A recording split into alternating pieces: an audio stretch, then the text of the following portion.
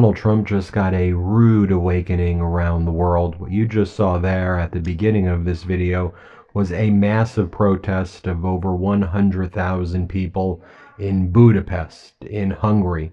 So Donald Trump's buddy, Viktor Orban, banned LGBTQ pride events and banned pride parades, and has basically done in Hungary what Donald Trump is copying here in the United States. And so Orban warned that if you were to throw an LGBTQ pride parade in Budapest or anywhere in Hungary, there would be massive consequences. The government would hurt you. And the people said, we are showing up. In essence, the No Kings protests here in the United States, we're seeing that around the world. And frankly, it really started in Europe with the No Kings protests and was brought here to the United States. Let me just show you another angle of this, because Donald Trump should know that his crew right now of people like Viktor Orban and Vladimir Putin and Kim Jong-un are really not all that popular internationally. Take a look right here. This is another angle in a bridge in Budapest. You can just see how many people are there. It's massive, but it really reminds me a lot of the No Kings protests we saw across the United States. Play this clip.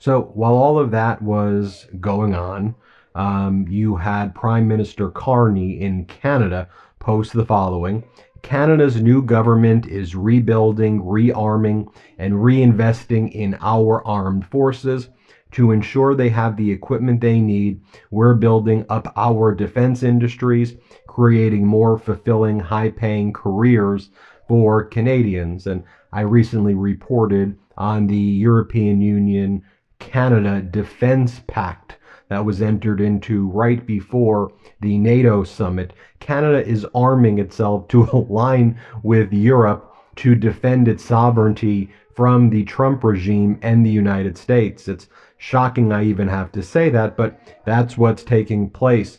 I want you to see right here, this was from June 27th, this clip, when Donald Trump posted that he's going to stop all trade negotiations with Canada because Trump just found out about some digital tax that went into effect in Canada back in June 2024, but Trump just learned about it. And then he said, as a result, I am shutting down all trade discussions with Canada. They treat me so unfairly, and I'm going to impose more tariffs on Canada in 7 days. Just watch Prime Minister Carney, how he basically just laughs off Donald Trump. This is how intelligent adults act right here. Play this clip. Have you spoken to the president today yet, sir? No, I didn't speak to the president today. What do you? Any reaction to the news you put out? No, look, we'll continue to conduct these complex negotiations in the best interest of Canadians. It's negotiation. Ça va continuer. And speaking about unpopular world leaders, Benjamin Netanyahu, a very unpopular world leader, someone who's been criminally prosecuted in Israel for committing crimes in Israel, and he's still being criminally prosecuted for crimes inside of Israel. So Donald Trump starts extorting Israel and saying that if the charges are not dropped against Benjamin Netanyahu for the crimes that he committed, that the Israel judiciary system is prosecuting against Netanyahu. Trump says that the United States will stop supplying weapons to Israel. Y'all remember the first impeachment of Donald Trump when he extorted President Zelensky and said, if you don't go after my political enemies, Zelensky, and have a prosecution against Biden's family, we're not going to give you the missiles that you need and the defense equipment that you need. Remember that? Donald Trump's just posting extortion. This is extortion. This is a crime that I'm reading on social media. And I know corporate news will just be like, oh, we're too busy to report this. That's my corporate media voice for whatever reason. Here's what Donald Trump posted. It is terrible what they are doing in Israel to Bibi Netanyahu. He is a war hero and a prime minister who did a fabulous job working with the United States to bring great success in getting rid of the dangerous nuclear threat in Iran. Doesn't it sound like, remember Borat? Great success. He did great success. And I miss how Donald Trump talks. Or, Borat, Sacha Baron Cohen he played the part of the dictator in that movie, which is parody, but I think real life is more parody than the movie The Dictator. Importantly, he is right now great success. Importantly, he is right now in the process of negotiating a deal with Hamas, which will include getting the hostages back. How is it possible that the Prime Minister of Israel can be forced to sit in a courtroom all day long over nothing? Cigars, Bugs Bunny doll, etc. It is a political witch hunt very similar to the witch hunt that I was forced to endure. In other words, they're both criminals. This travesty of justice will interfere with both Iran and Hamas negotiations. In other words, it is insanity doing what the out-of-control prosecutors are doing to Bibi Netanyahu. The United States of America spends billions of dollars a year, far more than on any other nation, protecting and supporting Israel. We are not going to stand for this. And again, that's extortion right there. And by the way, the United States spent about $1 billion defending Israel from the ballistic missiles in Iran, and then the United States depleted about 20% of its missile reserve to the missiles that strike down the ballistic missiles, the defensive missiles. We used 20% of our reserve and spent $1 billion, right? So as we've been talking about the big disastrous budget bill, just think about what $1 billion could have been used for in the United States of America, to build homes, to make your life more affordable. But this is what Trump's bragging about. And then he goes, we just had a great victory with Prime Minister Bibi Netanyahu at the helm, and this greatly tarnishes our victory. Let Bibi go. He's got a big job to do. And actually, we don't know that it was a big victory. It seems Iran, their nuclear facilities still exist. They seem damaged, but they could be back up soon. Donald Trump encouraged Iran and China to engage in lots of cheap oil deals. Kind of a weird thing to say. It seems that Iran was able to move its uranium before these strikes took place. So no, it doesn't seem like it was actually that much of a success at all. And Iran is going to expedite, I think, its nuclear program at this point. That's what it says it's going to do. You've got Lauren Boebert posting things like this about Donald Trump. The new thing with the MAGAs, and it's really creepy, is the Republican Party, they call Trump their daddy now. I did whole other videos on this, so I'm not going to say it here because it creeps me out any more than this. They all call him their daddy, and they say, hey, daddy, Trump, daddy, because they're a bunch of really sick, twisted, demented people. I'm just going to be direct. Like, the hell are they doing? Like, the right corporate news, like, normalizes that. They're like, oh, that's normal. No, they're calling him daddy? The F? What the F?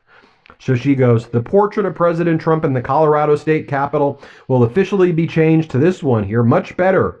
A painting worthy of the man it depicts. Our editor-in-chief, Ron Filipkowski, goes, I agree. He looks like an old malevolent, psychotic bastard with orange makeup and hair transplants. It is perfect. Just should also note that Elon Musk has been consistently attacking the disastrous budget bill yesterday.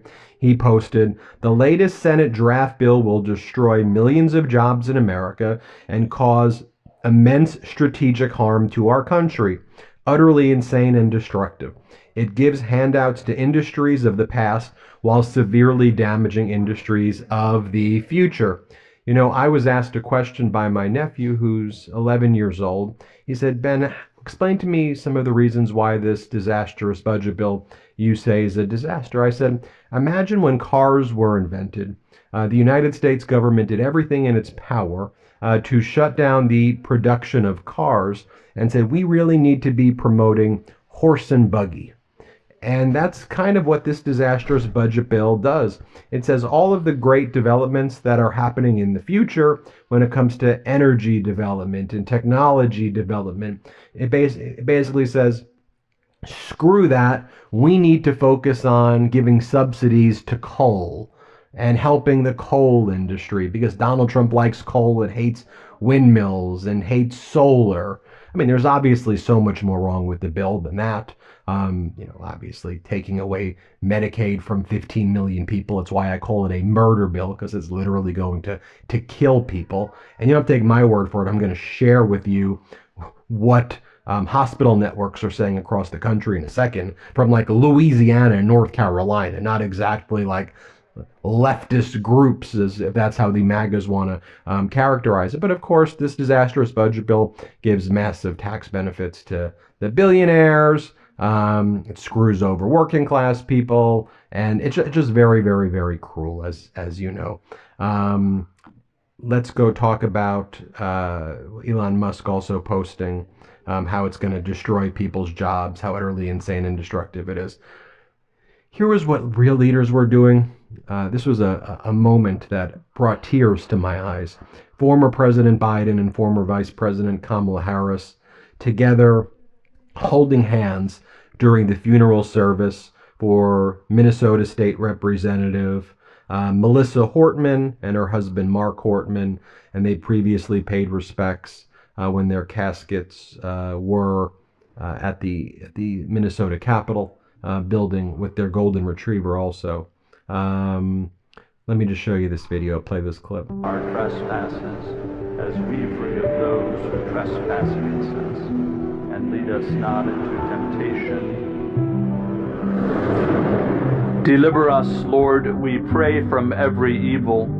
Graciously grant peace in our days, that by the help of your mercy we may be always free from sin and safe from all distress. And then put that in contrast to what Donald Trump said a few weeks back on June 17th, where he said he'll never call Governor Walz. He's a whack job. Why would I call the whack job? Even though there were those horrific assassinations in Minnesota, why would I call that guy? Here, play this clip. Governor of Minnesota's so whacked out. I'm not calling. Why would I call him? I could call him and say, hi, how you doing? The guy doesn't have a clue. He's a mess. So, I could be nice and call him, but why waste time? When it seems with MAGA, it comes to who's going to be more cruel than the next. Ron DeSantis and the MAGA Republicans in Florida. By the way, they have a huge Cuban and Venezuelan and Haitian population in Florida. What are we doing here? Remember, they stripped temporary protected status from Venezuelans, Cubans, and Haitians. So people who Biden gave temporary protected status to have now lost that status. So they're subject to be deported and sent to Alligator Alcatraz in the Everglades in Florida. It's what they are building in Florida right now. There was this kind of abandoned airstrip that they've turned into what they call Alligator Alcatraz, where they're going to take the migrants who they round up off the street. They say, like 3,000 a day, throw them on this almost like island surrounded by swamp with killer alligators, and then leave people there. And if they try to get away, and the alligators eat them. That's actually what they're doing. They call it Alligator Alcatraz. A few more things I want to talk about. 1 out of 4 nursing homes say that they will have to close their doors as a result of the disastrous budget bill. Bad stat. A group of Louisiana hospitals is out with a statement warning Medicaid cuts in the Senate GOP's bill would be historic in their devastation. And then the North Carolina Association as well came out with similar statements. So that's where we're at. We'll keep you posted every step of the way. Shout out to the Midas Mighty in Budapest. I know we got some fans out there standing up to Orban. We've got a pro-democracy community across the world. In about 90 minutes or so, just check back on this YouTube channel every 90 minutes. I'm sure you know that's when we put up our next video. I'm going to be doing a whole other video about the budget bill, what happened, where we go from here. I'm going to be doing a video on Canada striking back. I got Charlie Angus, one of, I know, your favorite and my favorite guests on, about Canada's response to Donald Trump's attacks. We'll talk about that all. Thanks for watching. Hit subscribe. Let's get to 5 million. Well, you're on 5 million. 6 million subscribers. Sometimes I forget. 6 million subscribers. Thanks for watching. Have a wonderful day. New Midas merch drop! Check out the latest pro-democracy sticker packs, t-shirts, hats, sweatshirts, and more. All at store.midastouch.com.